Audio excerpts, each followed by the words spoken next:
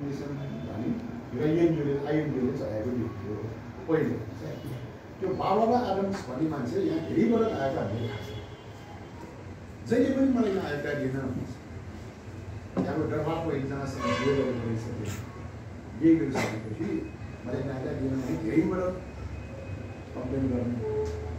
अनि पछि चाहिँ 45 सालमा यो प्रचण्ड आइसकेपछि नायिका दियो भने अहिले पछि थाहा छैन नायिका दियो अनि त्यो सिआइएको मान्छे भने दरबारले नै निकाला गरेको जिडी प्रोडक्सन त्यही मान्छेको आइएनजिओमा अहिले यो सुशीला कार्य पनि त्यसैमा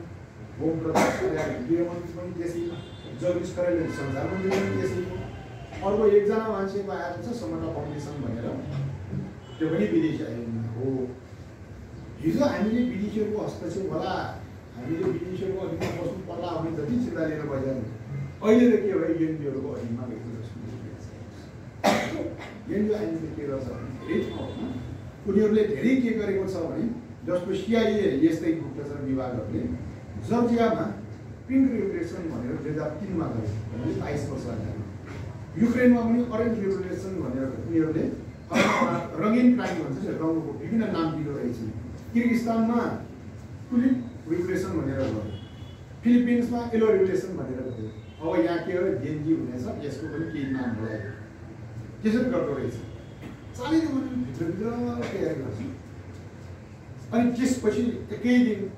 गरे जस्तो हुन्छ त्यो केही दिन हुन्छ धेरै लामो तयारी गरिरहेको हुन्छ जस्तो यो एकचोटि के भयो भने बङ्गलादेशमा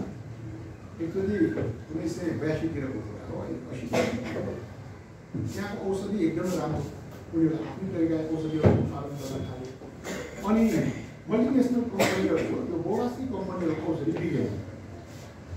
उनीहरूको 20 रुपियाँको औषधि बङ्गलादेशले 1 रुपियाँमा दिने रहेछ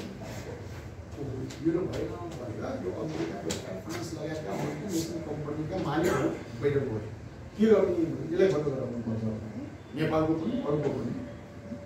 त्यसरी उनीहरूले तालिम दियो ठाउँमा 50-50 जनाको समूह 2000 मान्छेलाई तालिम दियो भनेपछि 40 वटा समूह 50 जनाको 2000लाई तालिम दियो कतिजना हुन्छ 10